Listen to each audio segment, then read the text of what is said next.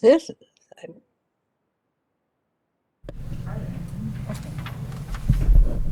It's 4 o'clock.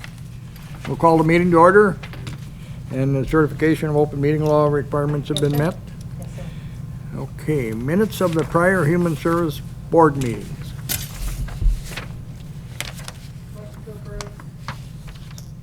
Sally? You approved it? Wait a minute, I'm not sure we started the meeting on WebEx yet. Oh, okay. Hold it just a minute.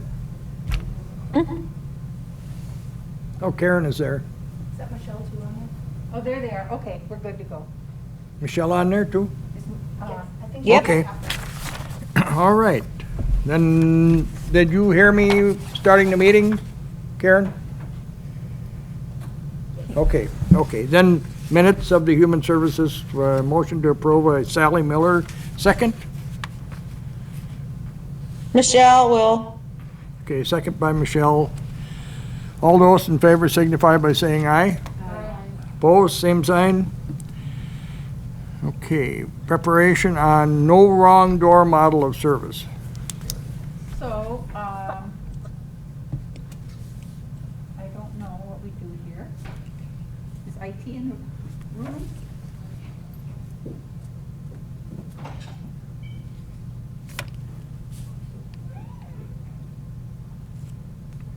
They have it on that little TV, they just don't have it on the, can all of you see it remotely?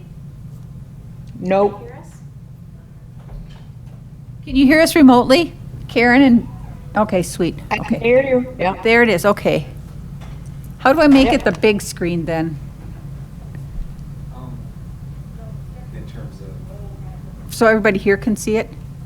oh, for the PowerPoint? Yeah, Yeah, they have to do that in the control room. okay, we're ready. When they are.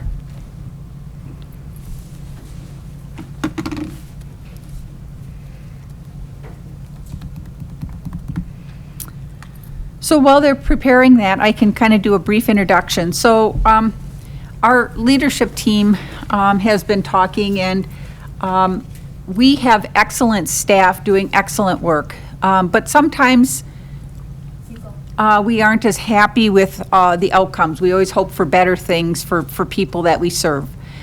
We've had some kids that, for example, in some cases that have just been in placement longer than we thought would be good for them. I mean, there's, again, not that any individual staff person's doing a bad job, but clearly the system isn't doing as much as they can for them. This is not a unique question or concern of any. I've worked in several different human service departments in different counties, so this isn't unique or different.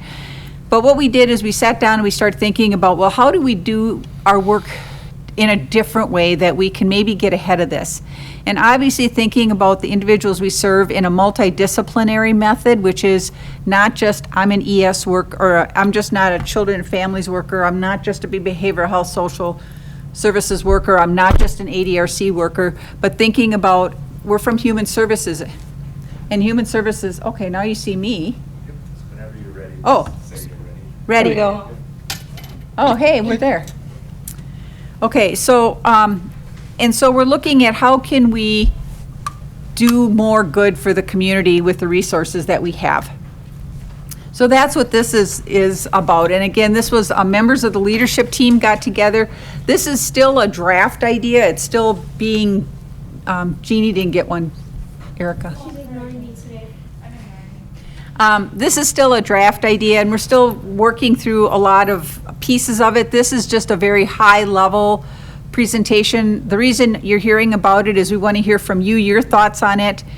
This will require some efforts in training, in teamwork, things like that, that we're going to have to do to change how we do things. But in the end, we're hoping for better outcomes overall. So again, our mission and vision are up here in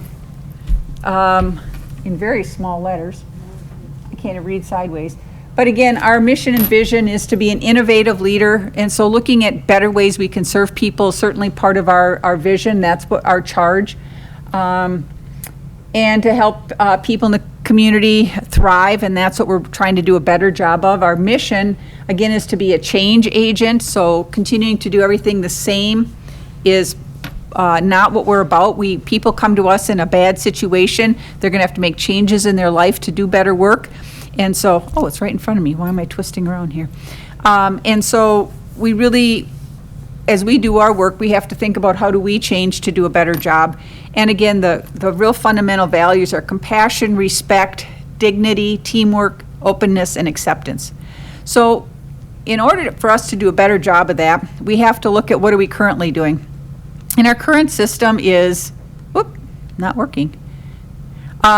Doesn't have the words that pop in here. So the red arrow, maybe I'm jumping too fast. All right, let me try it again. There we go. So the red arrow, this is the current model. There's a crisis. Something boils up. A kid's in crisis, an adult is in crisis, a senior is in crisis. Somebody's having some type of a crisis. Yeah, that is really hard to see. I apologize for that. Wrong ones. Here, ooh. No. Just the front one. There you go. That's good, thank you. And then we move into delivering services. We deliver, and again, these concentric circles don't mean anything in particular, but we deliver treatment, we deliver services, we fix the client. We do most of the work, not the client or the family necessarily. And that's how most models in most counties are. We're here to help. That's what we do. You'd have a problem, we come and we help you. But is this the best way to deliver services? And so it isn't working, in particular in some families. We're noticing that there are some children, and I'm sorry, the print is so small. I apologize for that. A lot of the kids end up carrying the brunt of dysfunction when we don't demand that the whole family changes. Oftentimes, these kids come into the system and are having some type of issue. The family wants us to fix their kid. The family doesn't want to change at all. We're perfectly perfect in our dysfunction. Just fix that darn kid. And you can't do that when you don't change the environment that they come from. And we aren't asking the families to step up in a different way to do things differently. So we need to be able to do that. If one person in the system is growing and changing, the whole system has to grow and change. No one here on staff is purposely doing a bad job. If I give you any examples, it's simply Monday morning quarterbacking. The staff are doing the best job they can. The system is what needs improving, and that's what we're really looking at, is improving the system. We get about $8 million a year from local, state, and federal dollars, and we have over 50 talented staff. And sometimes in some of the outcomes of these cases, I feel like, could we have done a better job with the resources given to us? And so maybe that's what we're trying to harness, is not just what does one unit or one worker do, but what can we as a department do better? Sometimes the units view each other as barriers. I could get this done if only that darn Erica would work with me, or I just pick on her, she's in the room. And so we don't always view each other as team members and additional resources to help really complex cases. And perhaps the reason we're looking at this is because we are seeing, and those of you, Jeannie and Sally, that have worked with individuals in the community as well, these cases are getting more and more complex, which is why we really have to do something different. Again, this isn't unique to our county. Other counties have similar issues, but that doesn't mean we don't have to strive to do better. And I think the kids and the vulnerable people in our community are counting on us to keep improving. We need to improve by looking at the whole individual, the whole family, versus just the safety piece of it, just the well-being piece of it. And I kind of have been applying the term that doctors use, do no harm. And there are times when kids are in out-of-home care too long, just as one example, or individuals with mental health can't get into the treatments they need because it's hard to find services, and that's causing harm to them. So what can we do to make things better within our power and our control? So we're looking at, we would have a crisis, but instead of just the crisis, it would involve a planning process around it. We would continue to deliver treatment and services in a little bit different way, and then we're adding a piece called aftercare planning. So when they're done, you're back in the community, what's the aftercare planning? In our recovery court program, for example, when you go through different phases in recovery court, when you get to phase 4, a big part of that area, that part is talking about what are you going to do in the community to stay clean and sober? What are you going to do when you start having triggers and cravings? And so we're looking at how all these pieces are different. And again, the aftercare planning says when you struggle, you can come back to us and you don't have to wait for a crisis. So the crisis planning process is the first step, and that is, again, we want to talk about, instead of just having a crisis, usually there's something bubbling up with individuals. So how do we start to develop crisis plans before it's a full-blown crisis? How do we talk about being healthy and safe within that crisis? It isn't about a particular format. We did some training at one point with our staff about crisis planning, and then staff became very concerned that if they didn't fill out the form right, they didn't think they were doing it right. And crisis planning isn't that. Crisis planning is, what does an individual, when they're starting to have issues, what calms them down? What things help them get through the crisis?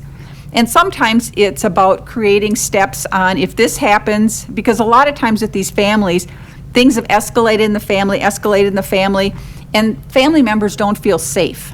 And so when they start to see an individual starting to escalate, they immediately go into panic mode, realizing that at some point in the very near future, they're not going to be safe.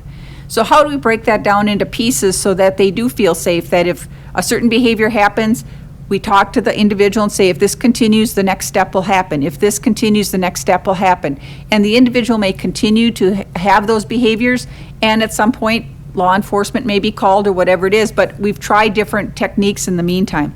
Doesn't mean we will always avert a crisis, but we're hoping to try to deal with individuals in a better way than just calling law enforcement when a crisis happens. Again, what we're trying to look at in these models is balancing safety with well-being. Children and families' main job is safety. Behavioral health unit, for example, their job is well-being. ADRC does a little bit of both. The justice unit does a little bit of both as well, kind of depending if you're recovery court or juvenile justice. And so we're really trying to say one doesn't trump the other, they're equal. And if you have a kid who's safe but their well-being isn't really being addressed, then are we doing the very best we can for them? And so that's what this whole model is about. Okay, move forward. So now after the crisis planning happens, we're going to be delivering some services. We're going to be delivering evidence-based practices, not like just throw something at them and hope it sticks because it's the one thing we can find. But we really start investing in evidence-based practices. We continue to find that balance between safety and well-being. And we give staff a toolbox, and we'll talk more about the toolbox in a little bit. The whole purpose of this is strengthening the family and the individual and moving to having the family do the work. Initially, obviously, this would be a little bit like phases in recovery court. When people first get in recovery court, the team does a lot more work. These are individuals whose brains have been affected by all kinds of substances, full of all kinds of toxins. They can't make the best choices. But as they continue to heal, they will be expected to step up and do more work than the team. And that balance switches on who does the work. So instead of us just fixing somebody and stepping away, we are engaging the individual in their support network. So part of this is that we're going to have to change how we use our staff. Currently, staff don't, if I'm having a crisis and whatever unit shows up, ADRC, Justice, Children and Families, Economics, whoever you talk to, they or the front desk, if Sam answers the phone, they don't care who you are or what your job is. I need help. You're from Human Services. I expect you to help me. Our units are still important in our organizational structure because it gives us subject area experts, which we continue to need. The families also don't want a whole bunch of different people traipsing in and out of their lives. We don't need a social worker from behavioral health and a social worker from children and families and a social worker from juvenile justice and maybe another social worker from the ADRC because it's a child with a disability transitioning into guardianship as an adult. They don't need all these people in and out of their life. It's distracting, and then you don't always get consistent messages. So one of the ideas that we've stolen from the birth to 3 model is the primary coach approach. In the old days, birth to 3 would send in the service coordinator, then they'd send in a special ed teacher, a physical therapist, occupational therapist, a speech therapist. Maybe not all of them, just depending on what the child's needs are. And it really got to be where families had people in and out of their house all week long, and how do you hold a job? How do you have any structure? How do you have any routine when these people are in and out of your house? So they switched to this primary coach approach, and instead of, for example, say the child needed speech assistance and they needed physical therapy, the speech therapist and the physical therapist do teaming in the background, look at the child's case. The speech therapist probably has met the child at some point. Doesn't mean that these subject area experts don't ever come in the home or meet with the individual. But they talk and they say, well, what this little baby needs is they need some gross motor skills, so we're going to practice moving their legs around. But the speech therapist will then say, well, to the physical therapist, why don't you practice saying words like mama or things like that to kind of help get the child to see if they would mimic that. So you can deliver both services at the same time, seamlessly, make sense to the family, make sense to the child. And the work of the coordination is done by the professionals behind the scene. And so we're really looking at what can we learn from that model to really deliver services in a better way for the people that we serve. Again, the subject area experts continue to communicate with the family, but they might not all be in the house all the time or visiting the family all the time. So the staff, instead of being, I'm a behavioral health services social worker, I'm an ADRC social worker, I'm a front desk worker, we are all first and foremost from human services without being from units. And that's going to take some thinking and changing. Again, the subject area experts are what all staff are. We will still hire staff by being subject area experts because that's what staff go into, because that's what their skill sets are, that's what they like to do.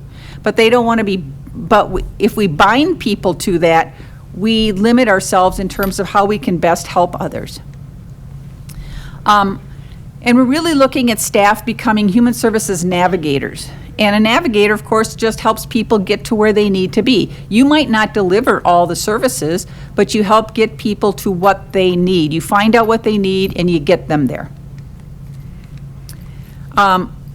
Again, the staff role becomes a resource to one another. Instead of units being a barrier or a problem for each other, the units become a resource to each other.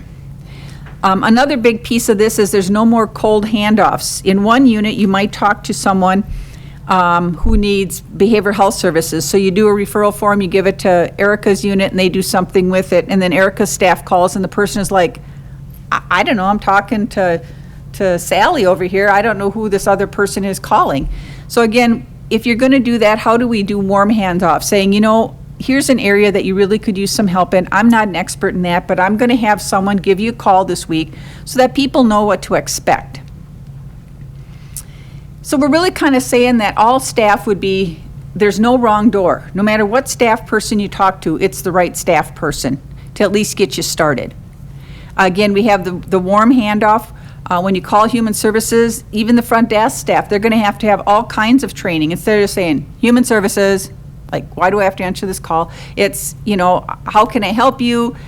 Even if they don't know the answer, or if they, for example, you want to hand a call off to a social worker who's out that day, you can say that Susie is out today. I'm going to give her a message to call you, but if you don't hear from her within 24 hours, you call me back. You make sure that somebody helps you out. So there's this kind of a link that happens, so we don't just go, well, Susie, and you don't just forward them, for example, to a voicemail box. No, I got voicemail box. So again, we're just trying to figure out how do we hold people's hands, because making that first phone call is so hard to do. We do this every day and we forget how hard it is to make that first phone call. When I had my first child, I remember the doctor, when we were having her, he said, oh, there's a knot in the cord. And I'm like, well, that's got to be a horrible thing. Well, he's done like thousands of births. He thought this was just like, an interesting, cool thing. He forgets what it's like to be on the other end as a customer. You might do this all the time, but for me, this is the first time, and this is really scary, and I need your support. Again, we want clients to feel heard, respected. We want them to feel comfortable to ask for what it is that they need. Customer service is going to be fundamental to what we do. It is right now in economic support. Staff get a ton of training on customer service, even on about how do you smile when you answer the phone or talk on the phone, all those kinds of things. But we haven't done that as well throughout our agency. And it really, all of this helps us move towards living our mission. So the staff toolbox that I mentioned before, instead of saying, I'm a birth to 3 worker, I'm a CLTS worker, I'm a child welfare worker, I'm an economic support worker, those are all tools to help a family. Those don't limit what you can do as a worker. You're no longer defined by your subject area expertise when you're serving individuals. Whether we deliver, some services we deliver are voluntary, some are involuntary. Being able to use that difference is sometimes a tool that we can use to help families versus, well, I'm just going to close out this case, I don't need to do anything more with this. Well, actually, we need your involuntary services to help hold the parents' feet to the fire, for example. Again, we're looking at how do we use phases with individuals like recovery court. Phase 1, they're going to come in really struggling. We have to hold their hand and do almost everything for them. But as they go through the services, how do they become more independent? And of course, we're going to have to do all kinds of training for staff, learning about child safety, mental health, substance abuse, all the things that we do. Aging, dementia, that's not even on here. And again, the basics are still honored in this model. We still have to follow the law. We still have to follow confidentiality. And we still have to honor the family's beliefs and values. But the big piece that we're adding here is that we're going to do this aftercare planning. And it versus just placing somebody back in the community or going, oh, thank God, they just successfully finished their residential placement, now they can go home. What's the piece we're going to give them so that they can be more successful? How do we link them back on knowing where to call for help versus waiting for a crisis? And again, it helps the family move towards the greatest degree of independence and hopefully can maybe even move people through placements more quickly. The big picture, there's no wrong door. Whatever person the community talks to, that's the right person. And we want to move people towards independence. We are human services staff members first and foremost, and we are here to support each other. So how have we started this? We did a presentation on this last month to our all agency staff.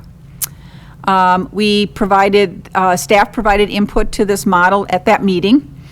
We discussed that input at our supervisor leadership meeting the following week and found out we had a lot more questions. What does this mean? What does this mean? So we did a staff survey. Most staff have responded to that, and I'll talk about that in a second.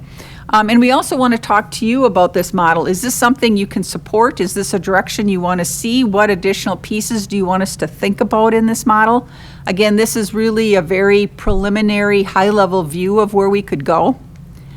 The staff survey, so far we've gotten 86% of our staff to respond, which is excellent.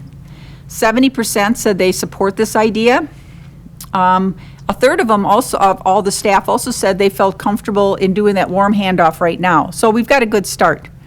But 75% of the staff said that we don't feel that the whole department is well prepared. And part of it is that we don't know that our units work together as well as they could. Another thing is staff said they need a lot of training. Of the 70% who said they support the idea, 25% said we could support it if we get enough training.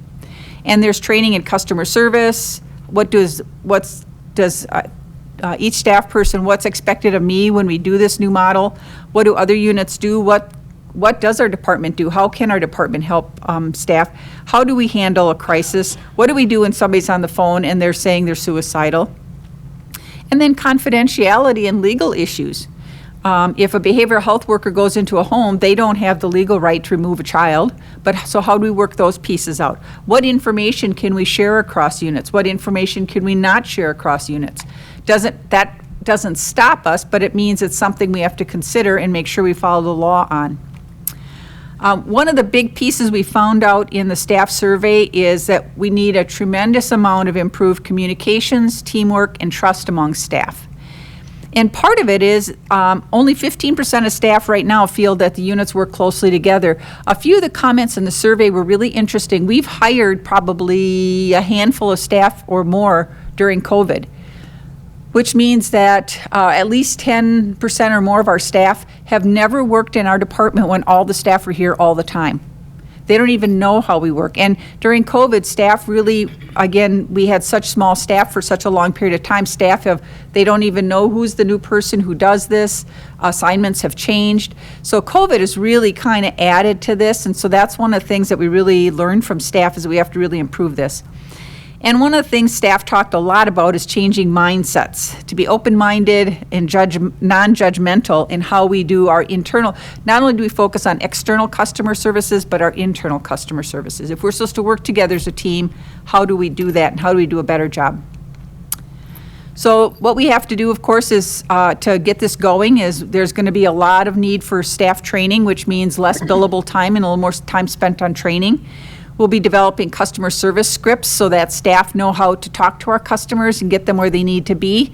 We'll have to be doing regular feedback from staff to make sure they are on board, that they feel supported, that they have the tools they need to do what they're doing. We're going to be investing in team building efforts. The staff is the staff advisory committee. Melissa Frank is the head of that right now, and she's already talked to me last week about they're ready to and set to want to help make this work. We need to continue to define what is a navigator, so staff know what's expected of them.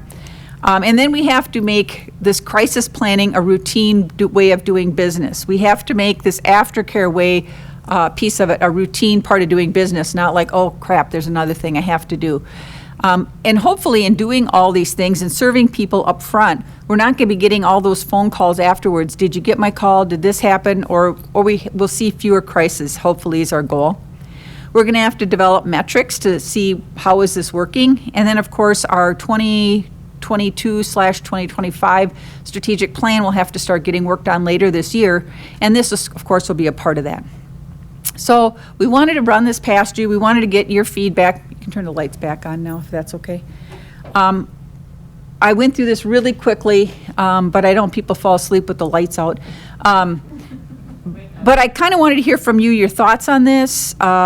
Is this too simplistic? Is this too high level? Is this an investment that seems pretty scary? I just kind of want to get your feel on this.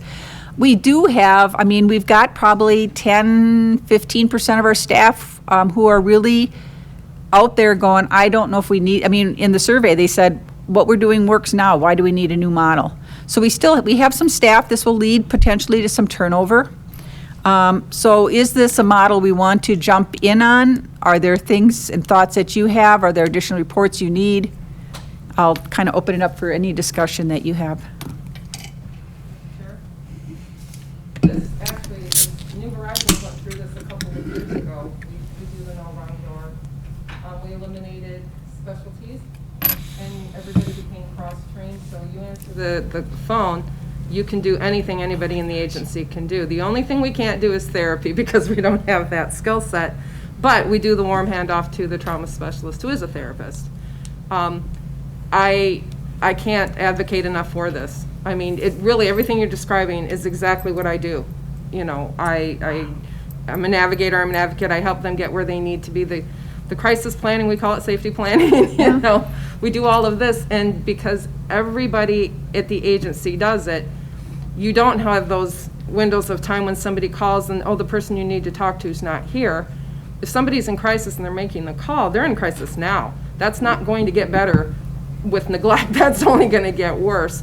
And so having that immediate contact with somebody who has that cross-training definitely starts to de-escalate any situation. We've seen it. We've seen better outcomes with the clients that we're working with in terms of their ability to move from unhealthy situations to healthy situations. For me as the legal advocate, it kind of eased the burden. I wasn't always the one rushing into court. Like I was carrying the whole injunctions and family court and all of that, coming into court all the time.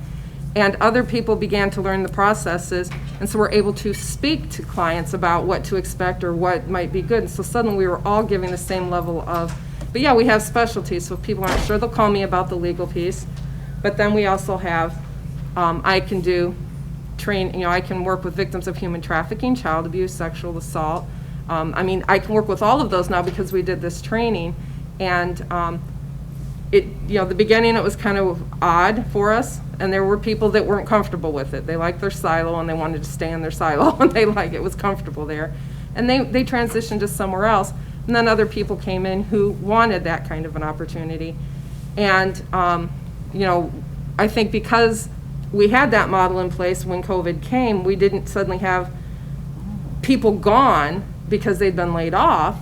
Suddenly, the people who were there had already started being trained on these other jobs. So I think this is fantastic. This is exciting, and I'm thrilled. Thank you. Jeannie? I would agree with Sally. It makes a lot of sense to me, and I can understand how it can be a little scary to your staff to think about letting go of some of their areas of expertise. In reality, what this reminds me of is when I was a brand new social worker in Dane County. I worked in a satellite office. We had to know everything. We had to know about the old AFDC program and medical assistance and long-term care and juvenile justice and intake, because we all did that work. So I like the idea, but I think there's no but. It's just going to take some time getting people accustomed to change. Change is hard. And when you were talking in the beginning, I just read this quote today that makes so much sense, and it talks about, I can't remember it verbatim, but the essence of it is, when there's something wrong with a flower in your garden, don't try to fix the flower. You work on the soil. You fix the soil. And that's so meaningful to me right now with lots of things that are going on. And this just makes really good sense. So I, too, support this. Thank you. Erica, because you were part of the planning of this, do you have anything you want to add? I didn't ask you to prepare anything, so I'm sorry I'm calling on you short term, but.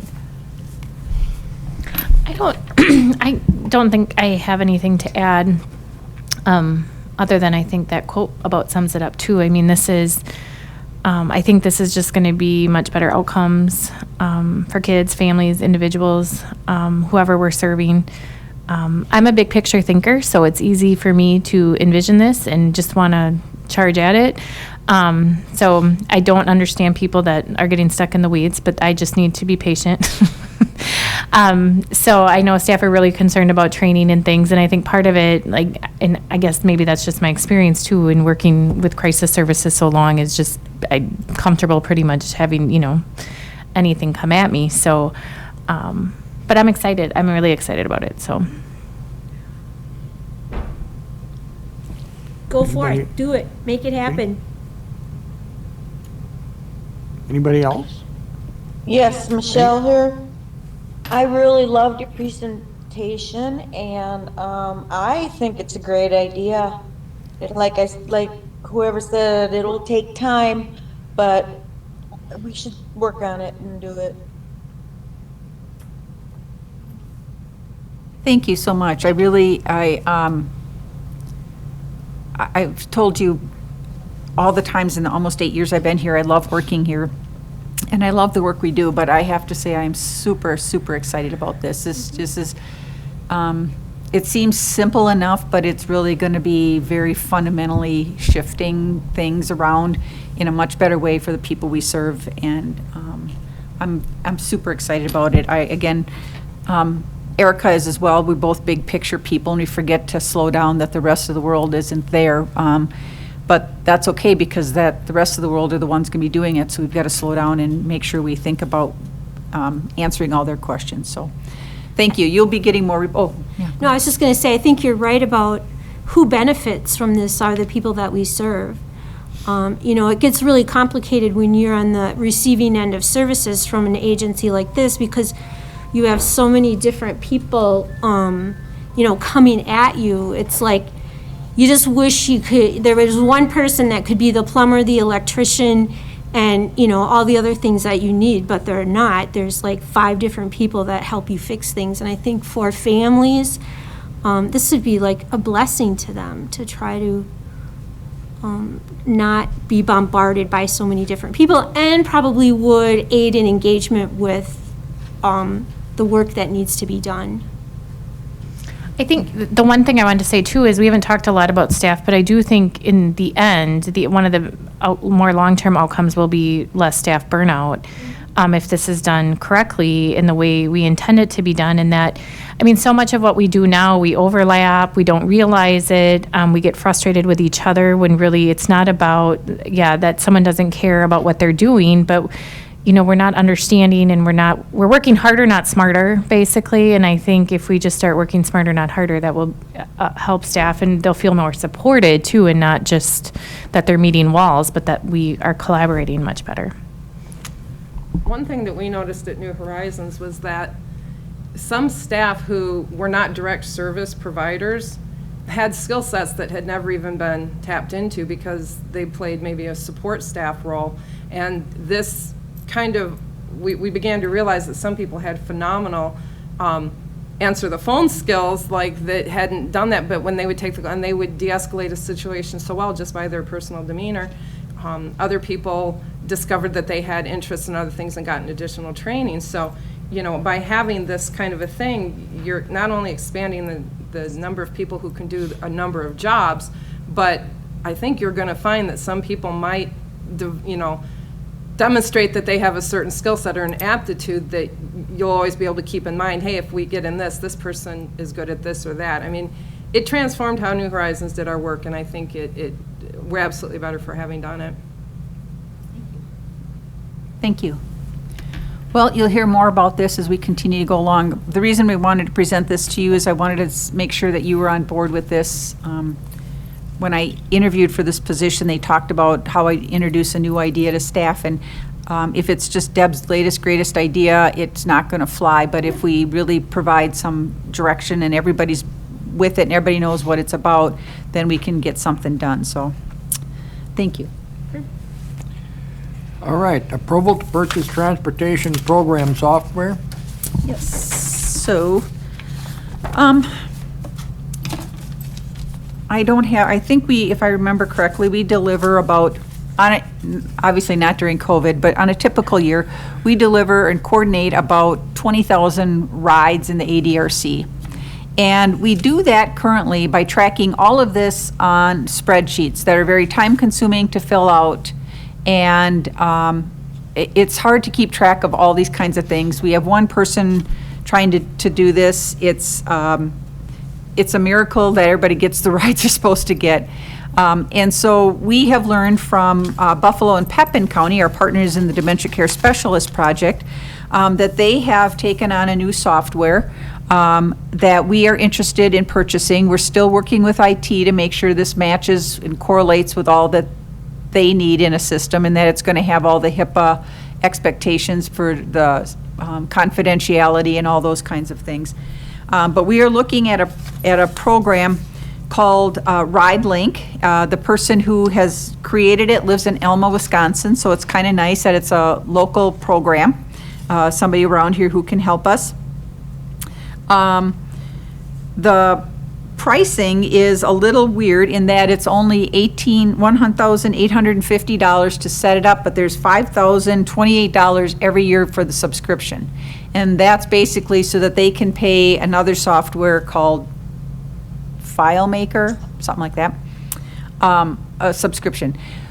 So we have about $40,000 in our transportation reserve account, and we're probably going to put about another at least $40,000 in it at the close of 2020 because we didn't deliver a lot of rides during 2020 and we had unspent funds.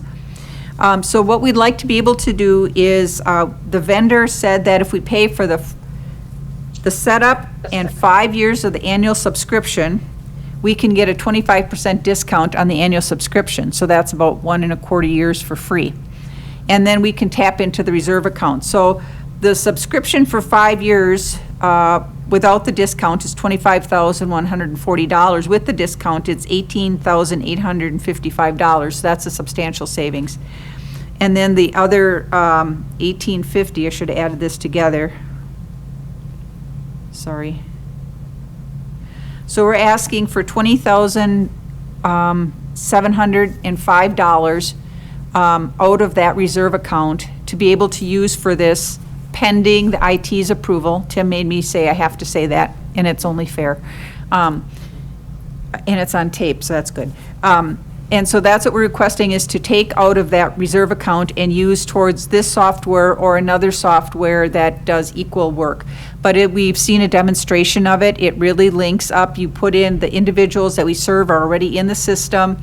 They call and they say, I need a ride to my doctor's appointment at this address in La Crosse. We click on, we have this, all of a sudden the drivers that go to La Crosse pick you up at your home. If you live in Blair, willing to drive to La Crosse, that comes up.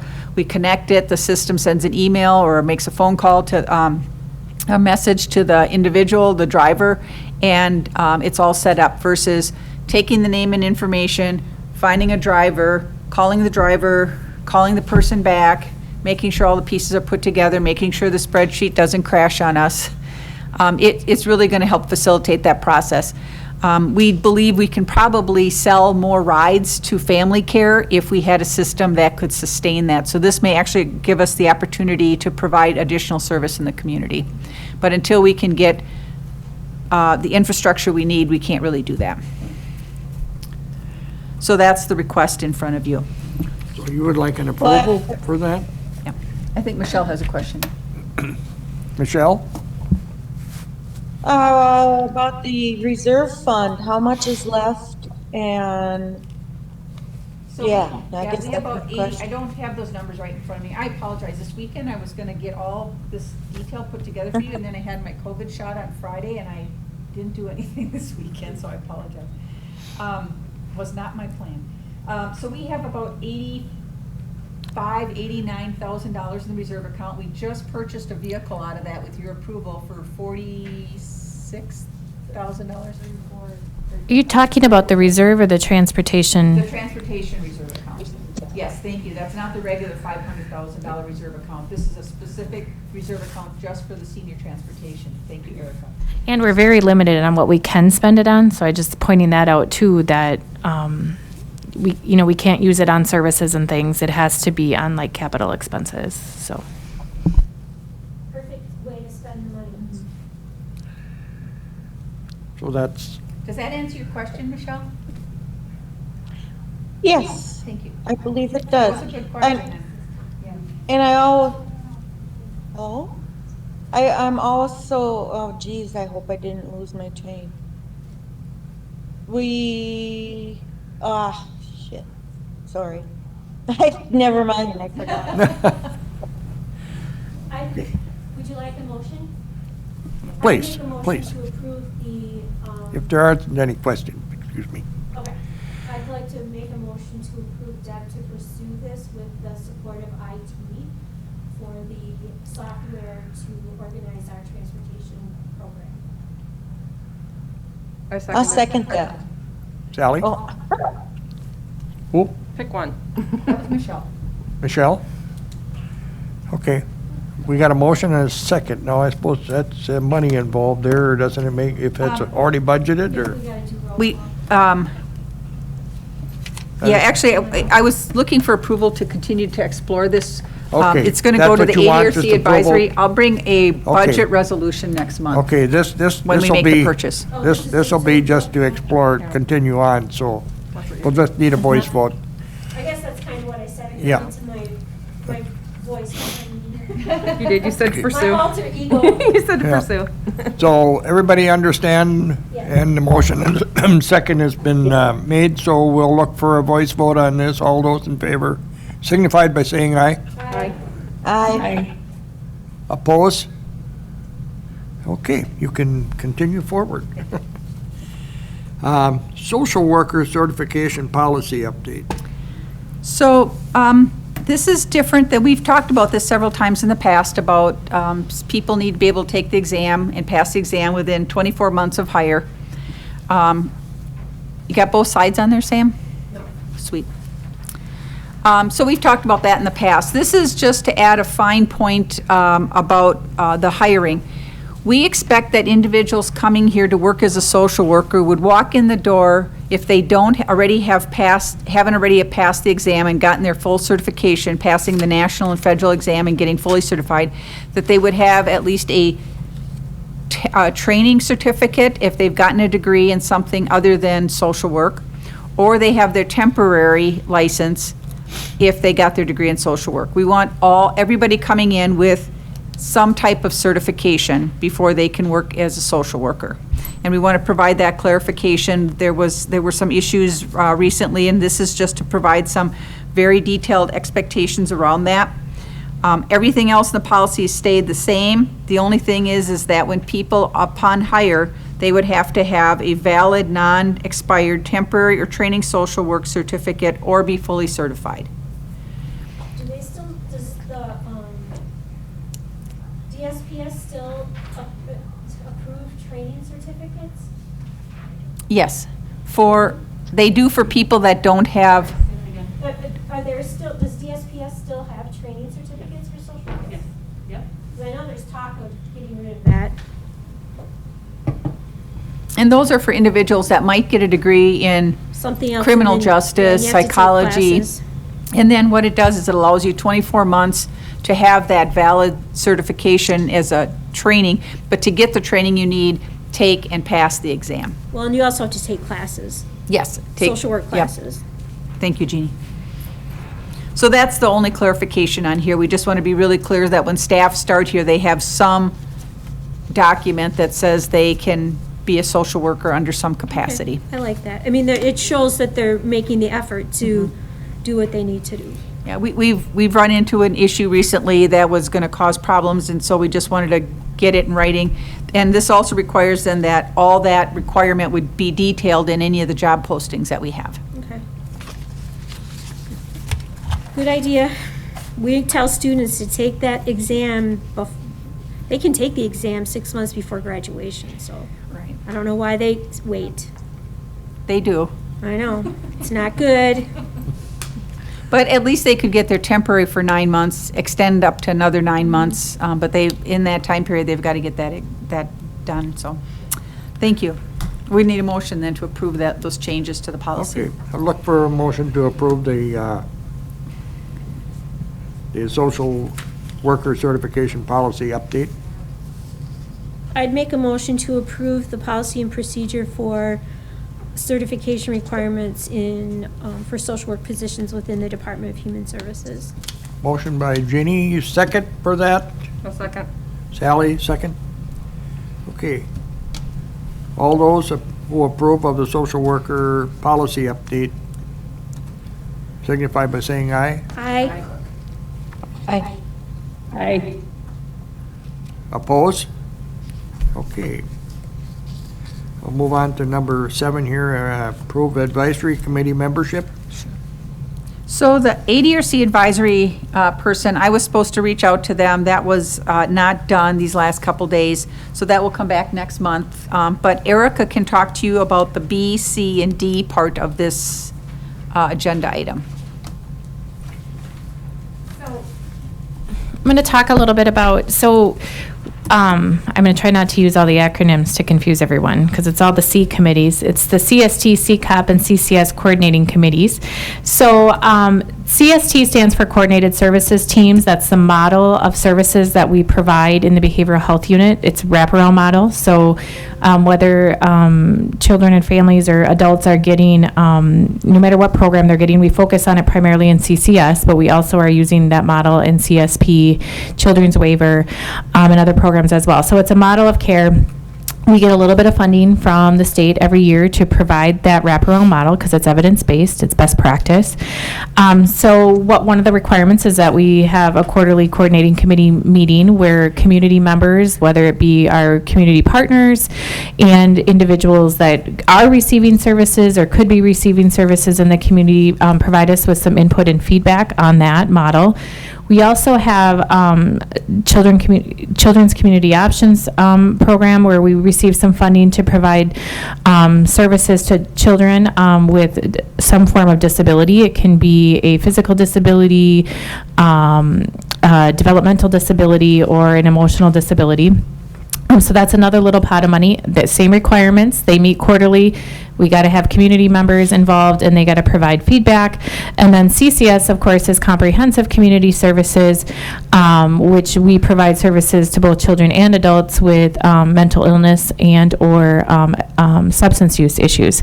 So what we've been doing up until this year is each coordinating committee meets separately. Some of the members, quite a few of the members actually, are overlapping in all the committees. They're super confused on oftentimes what is the difference between the coordinating committees, because many of our overarching goals are the same. So we propose this year that we combine those committees, not trying to mesh them all together and say that all the goals are exactly the same. But number one, to create more time efficiency for the members participating. We're a rural county. We have, limited numbers of people that we can pull from to join these committees. The other thing people get frustrated with is they're asked to join multiple. They can't remember which one they're supposed to be at. We end up with low turnout at the meetings. And feedback is really important to us providing quality services. So this year, what we want to do is do those coordinating committee meetings all on the same day. So once a quarter, we'll meet, and then just allow people to come to one meeting. We can do breakout sessions if we need to focus on the specific goals of each coordinating committee, but then we'd come back together as a large group. Number one, we think we'll get better participation.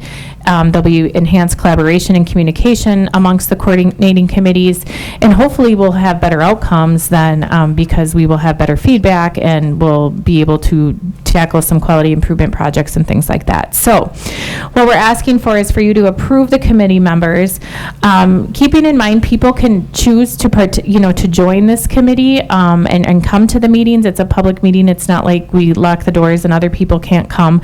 And I don't want people to feel like they can't join, because we're always looking for more membership. So, but the list that I gave you is the participants that have agreed to be a part of the committee and or are in the statute that they're required to be a part of the committee.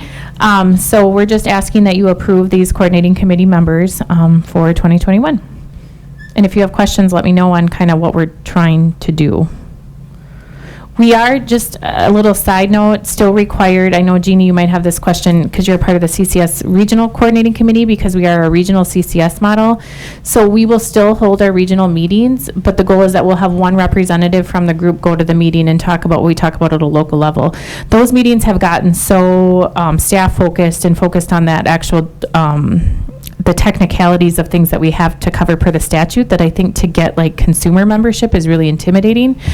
So what we're hoping at the local level will create more opportunities for local suggestions, if that makes sense. So. I think you explained that in the email.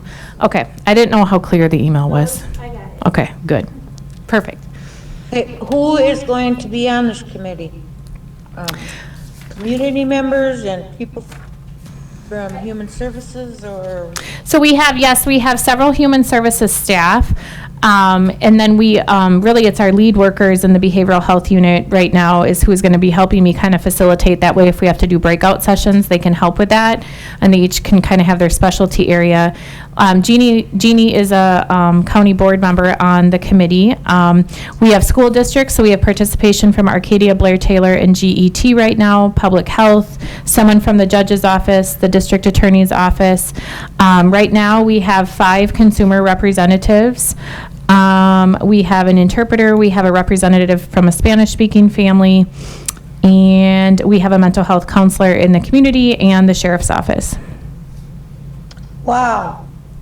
Yeah, it's not a small group. Thank you. So you So we want, need approval of this list of names. of this list of I names? apologize to those of you on the Okay, phone. I didn't get that's- this sent to you, so the list of names, so I do apologize for That's that. for the B, Community Services? That's for B, C, and D. Oh, it's for all 3, okay. I Okay. have a quick question. Didn't we approve the new ADRC committee members at our last county board meeting? We approved additional names. We still have one vacancy. Oh, okay. All right. Okay. We're still meeting tomorrow, right? Yes. This room. Okay, so if everybody understands what we're talking about, it's the B, C, and D committee, approval for that committee. If I could have a motion, is that what you wanted, right? To approve that committee? I make a motion to, I feel like I'm the motion.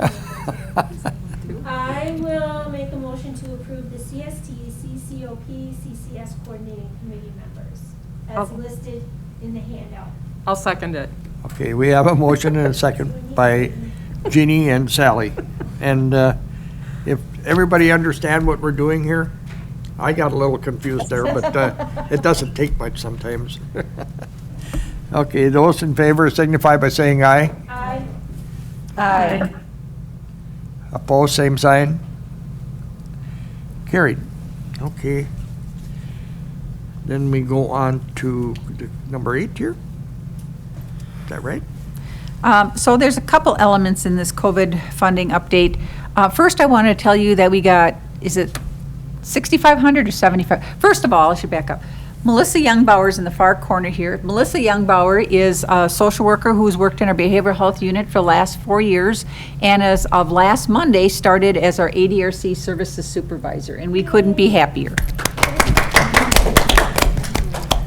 So the ADRC got a small amount of money, $6,500 to $7,500, that they're going to be using to help seniors apply to get their vaccine. Because a lot of times now what they're having you do is fill out a form online, and not everybody has the online option or even knows how to use an online option. Melissa did pull some numbers for me today that are pretty phenomenal. In terms of COVID vaccines for Wisconsin residents, Trempealeau County has, of our total citizens, 41.2% have received vaccines. But of our population age 65 and older, 91.8% have received their first vaccine. For the second vaccine, the residents in Trempealeau County, as of yesterday, that have received both vaccines is 28.9%. But again, for age 65 and over, that's 85.3%. So tomorrow, the ADRC is going to be talking about You got to share the state average, because that's where it Oh, looks yes. so phenomenal. where is the state average? That's the second. Isn't that the ticker on top there? Okay, you have to translate this. Melissa, you tell me what it is. Sorry. You called me on the spot, so I'm going to call you on the spot. Is that on? That means it's on? Yes, if Yeah. it's red. Okay, yeah, what for the entirety of Wisconsin, right now, 24.3% have completed the vaccines. So nearly a quarter have completed of total, all ages, 18 and over. And 37.3% of Wisconsin residents have received at least one dose. But then our numbers. Yeah, and then our numbers, though, however, yeah, I don't know what the total for Trempealeau County is. I was looking at it wrong. Yeah, the Hold on. statewide numbers for the seniors, though, receiving one dose is 78.4%, and we're at 91%. So we're Yeah. quite a bit Yes. ahead. And if for seniors who receive both doses, statewide is 69.5%, and we're at 85%. Yeah. Sorry, I was reading it that 24% statewide, and then we had like 70%, but I was not looking close enough. Sorry. That's okay. But But we still are, good. we are still, I didn't look Quite a bit ahead. at, I just looked at our neighboring counties, and we are ahead of them, too, so. Yeah, kudos to our Yeah. health providers and the health department in this county have done a phenomenal job. Yeah. And we're very excited. Again, the ADRC tomorrow will be talking about how do we start delivering in-person services safely. And so that will be Yeah. a part of this conversation. The other piece I want to talk to you about is the, I want to make sure I get the name right here. The COVID funding that was recently released, the American Rescue Plan Act of 2021. That was the big money that was approved a couple months ago. Trempealeau County will get $5.75 million of that money. And there's not a lot of rules other than, at this point, that we're waiting for the Treasury Department to release some guidance. The rules are you can't put it towards a pension plan. And the reason they say that is because OPEB is a type of accounting term where you have to think about retirement costs, like particularly if you pay for things like health insurance, things like that when people retire. So those kinds of retirement plans, you can't put it into that. And then second of all, you can't put it towards anything that's already been budgeted. And that's it. We are still waiting to learn a lot more. the reason I wanted to talk to this group, and Sally's the chair of the county COVID committee, we talked a little bit about this on Friday, is I'm really asking that the board give serious consideration to thinking about this funding as a one-time serious investment. There isn't going to be a lot of times that the county has that kind of money to do something really remarkable with. And we have a lot of needs in this county. I know people are thinking about things like roads, or what can we put towards the building that we're building, how can we use this money to that? And it might be something that could be done, or some parts of that, but I would really urge the county to think about long-term investments. And again, I work in human services, so I'm very familiar with the human crisis going on in our county and all the counties across the nation, particularly around domestic violence, drug abuse, child abuse and neglect, the mental health crisis. There's seniors that are being abused and neglected, and financially and otherwise, seniors that are dying of isolation. There's a lot of crises going on in our county and again across the nation. And if you think about if everybody in Trempealeau County had really, really good mental health and had all their mental health needs addressed and had the services they need, there wouldn't be a lot of people in the jail. There wouldn't be, Sally would not have much work to do. We wouldn't be looking at domestic violence. Our child welfare staff would be looking for work to do because people would be making different choices around their kids. You think about so many ways, the healthcare center would have empty beds because there would be people, at least in this county, that wouldn't be needing the services. And you think about how that one thing could impact so many elements in the county. And so we are putting together with the COVID committee, and Sally's going to talk a little bit, and with my help at the county board meeting next week, about how does the county start thinking about using these funds in a really smart way for this county. Now, we're not saying all the money has to go to this. I think things like helping, and municipalities are getting funding too. Overall, at the federal level, there was $65.1 billion put towards counties and another $65.1 billion put towards cities and municipalities. How that breaks out for the cities and municipalities in Trempealeau County, I don't have that data yet. So there'll be additional funding, but wastewater treatment, how do we keep people safe in that kind of way? Again, I live in La Crosse County, and town of Campbell is struggling with good drinking water for their citizens. Those are pretty important decisions. Broadband is a pretty important thing for people to be able to have that kind of connection that will do a lot to address isolation. But I'm just really urging the county to think about how do we use these funds in a really thoughtful manner to make some long-lasting improvements in our county. And Sally, if you have anything you want to add that was talked about at the COVID committee. Well, as you said, domestic violence, all of the things that I do for a living to help people deal with is off the charts. I've never seen a time period like this. And I get calls all the time from people in crisis that doesn't even involve abuse. They're just in crisis. There's a housing, we have homelessness in this county that people probably have no awareness of. Food security, people are like, I'm going into homes, there's no food. And it's a lot of it are people who've never had to access services before. But the mental health piece is huge because so much of the addiction that we deal with is a result of undiagnosed, untreated mental health concerns, and oftentimes it goes back to childhood, to unresolved trauma. But we are going to pay one way or the other to help people, whether we pay for it in advance and invest in helping them be healthy, or whether we're going to be dealing with jails and having to place children in homes and having to pay for people to be in shelters. And this is a very unique opportunity because there's so many times that I've sat with Eric or Deb or others and talked about things, and there's just no money for it, and we don't even know where we could find a grant for it, and how do we pay for this? And so to have this money to get ahead of some of these problems is going to be an investment in the citizens of our county who have been hit by this virus and hit by all of the subsequent side effects of it. They're in crisis, and they're people that normally have not been in crisis, and there's suicides, the attempted suicides. People calling me. I dealt with a 90-minute suicide call today, and it's been years since I've dealt with a suicide call, and it's that no wrong door thing. We had to start doing the suicide intervention and referral and everything.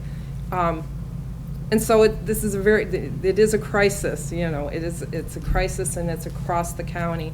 And there's so many things that we could be doing, but we just don't have the money for it, and so now we do. So there's a lot of stuff that we can be looking at to really start fixing our county and making it healthier for everybody of all ages. And I agree with Sally. I think it's time that we reinvest in the people in this community. And because people are the ones that are really struggling, especially kids. Kids have really struggled this year. And I'm talking about from K through college. I'm with college students in my class, and they have really struggled the last 18 or 19 months. And I wish I could remember because Rob Grover just talked with us about the funding that's coming in for small businesses and for broadband. I mean, all of that is going to be covered via other funding sources, as I recall.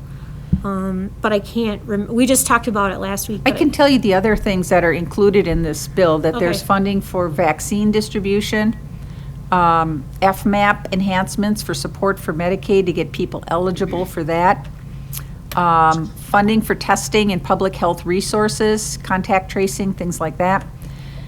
There is some additional funding for substance abuse prevention grants, block grants, certified community behavioral health clinics, that may be helpful to the healthcare center, overdose prevention, some of those kinds of things. But a lot of that goes to the state, and they add it to our grants, so those will be very small amounts. Those aren't going to be like a chunk of money we can do something with. We could certainly use those funds to help enhance something.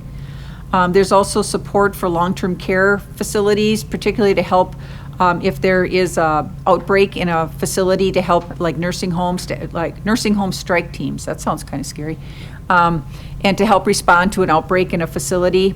There's some additional funding to help with earned income tax credits, a child care tax credit, things like that.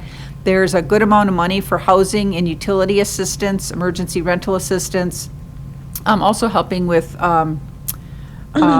homeowner assistance, people that are struggling with making their payments. There's going to be additional funding for the energy assistance program, additional funding for the supplemental nutrition assistance program, that's food share, the SNAP program.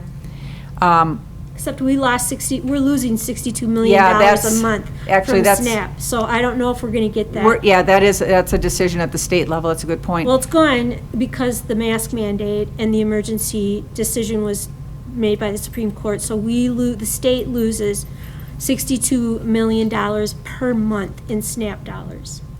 And I know the legislature is looking at that, so I don't know where that's at. There's also funding in there for additional federal unemployment benefits, and some additional funding for the nutrition programs, which I suspect we'll be seeing some of that.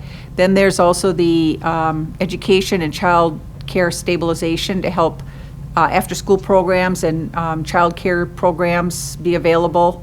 And then there's supports for small businesses and economic development. I'm sure that's what Rob talked to you Yeah, about. the PPE, there's more money in that. And And he then- did talk about broadband too. I think that's one of them coming up here. Then there's funding for public transit, FEMA resources. That's all. I think there was broadband was in the, you're right, in the other one. Yep. So those are additional things Right. besides Additional the money money. that the Yep. county's getting. So It's a again, huge amount. I can't remember it isn't what like it we is. don't have funding to help with those other kinds of things going on. I just want to point out that this is a unique opportunity.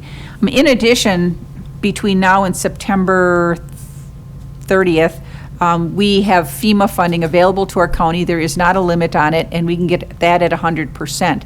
So if there are things, for example, I couldn't be happier and more impressed with this microphone system, with this camera system. When Sally talks, the camera's right on her. Those of you who are at home can see her versus just staring at one picture of a room with a bunch of heads in it. So this is, I mean, we've used these funds really wisely in the county.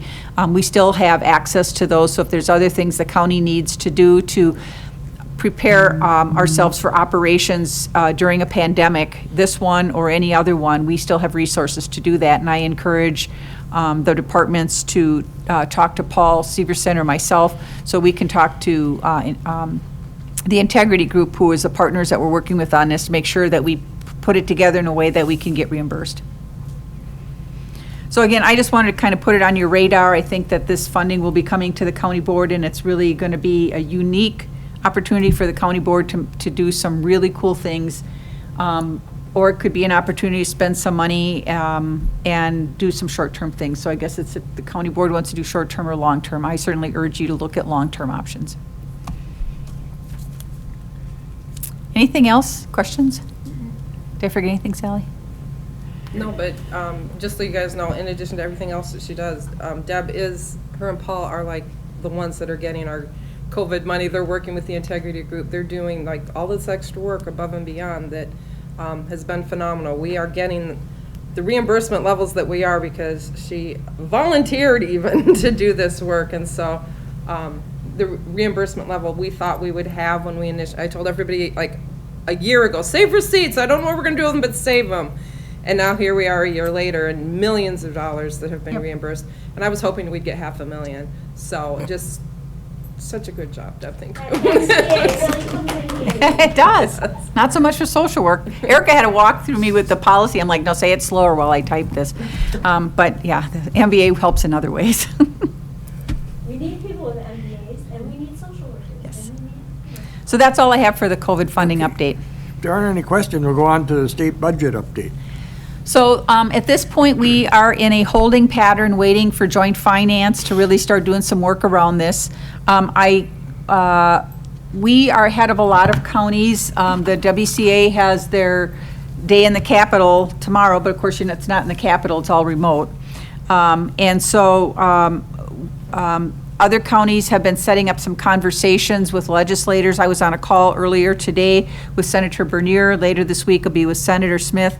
And then next Monday, if anybody's interested, Representatives James and Prunjinsky are going to be in Jackson County, and we've been invited to join them and their county board chair and their staff, and we'll talk about some of the same things that we talked about last month that are in the budget. I don't expect that between now and then we'll have, even if the joint finance starts making some proposals, I don't think we'll have any significant changes. The one thing I do want to mention that Senator Bernier talked about today is that, and I know we had and Sally did a beautiful job last month talking with Senator James about some of the mental health needs in our county. And Senator Bernier, or Representative James, I don't want to give him a promotion yet. Senator Bernier, as you may or may not know, has been doing a ton of work in this region, trying to get additional beds in this area. She's continuing to work on that. But when we talked today, one of the things that she has asked and has started a bill on is getting a state conversation started around emergency detentions. Locally, it's law enforcement, it's behavioral health, it's the hospitals.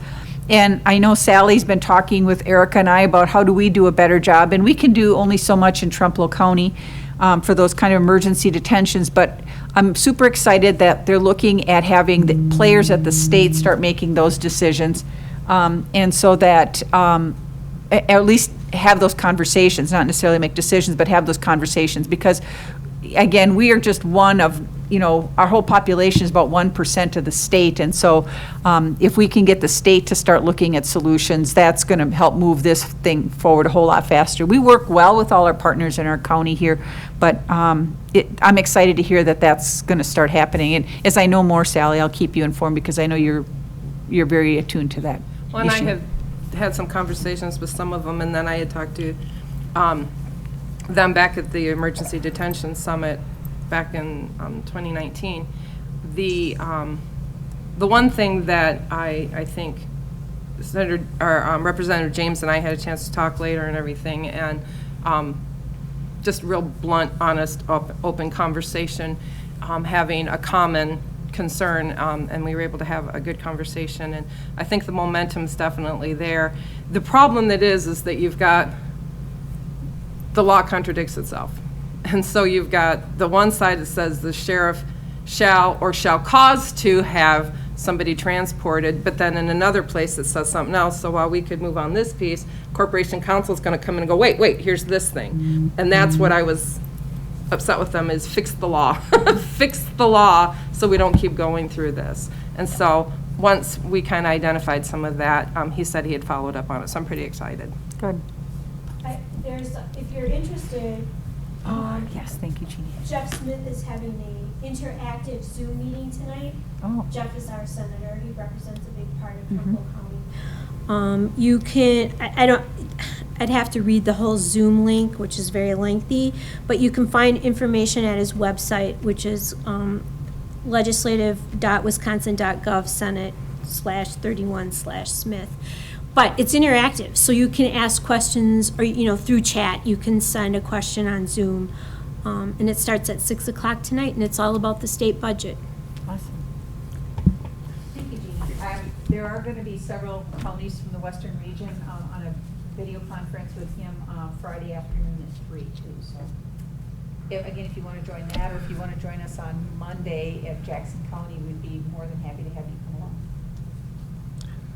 Okay, anything else on the state budget? No. Okay. Stay we'll go- tuned is the answer. Yeah, okay, stay tuned, yeah. Financial report, I do not have one to present today. okay. Personnel report? Well, this is going to be a longer report than usual. Again, as you heard earlier, we filled the ADRC Services Supervisor position, which then left a vacancy in our behavioral health unit. So that's one of the positions that we have open right now. Our dementia care specialist had resigned this month, and our community partners grant social worker, who's been here for a long time, has also submitted her resignation. She'll be leaving this week. So we have those vacancies as well. We did fill the behavioral health services lead worker positions, Deanne Anderson and, microphone, sorry. Deanne Anderson and Julie White are lead workers in behavioral health unit, along with Brenda Thompson. The mental health technician position, we did interviews last week. We're hoping to make some decisions this week. And the only other position that we've talked about as a group here that still is unanswered is the deputy director position. That went to personnel bargaining last month, and it was not taken up. Amy indicated that the reason it wasn't taken up is that because we have this wage study going on, or compensation study, it would be impossible for her to figure out how to grade or rate the position and what grade it should be. My position, again, the lower the number, the higher the position in the organization.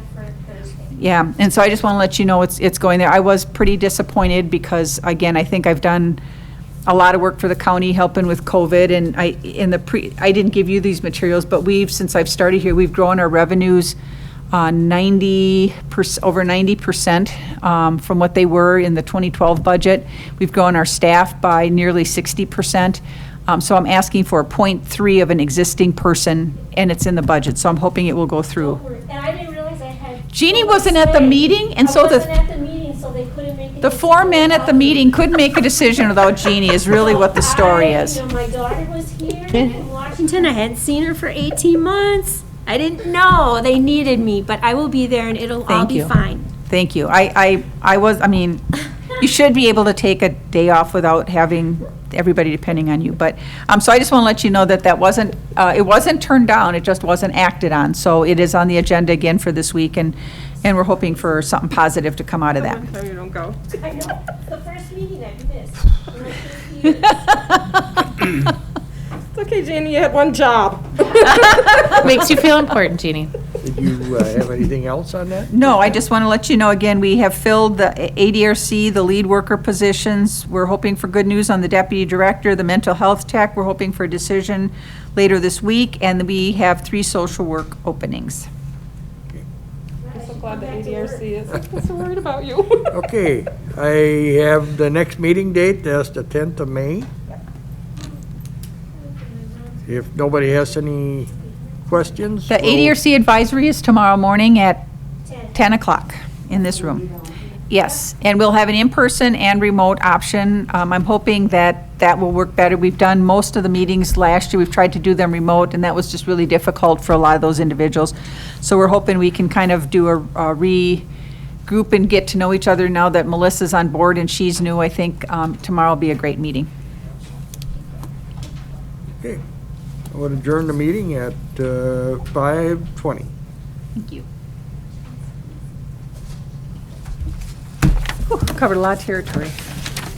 Bye.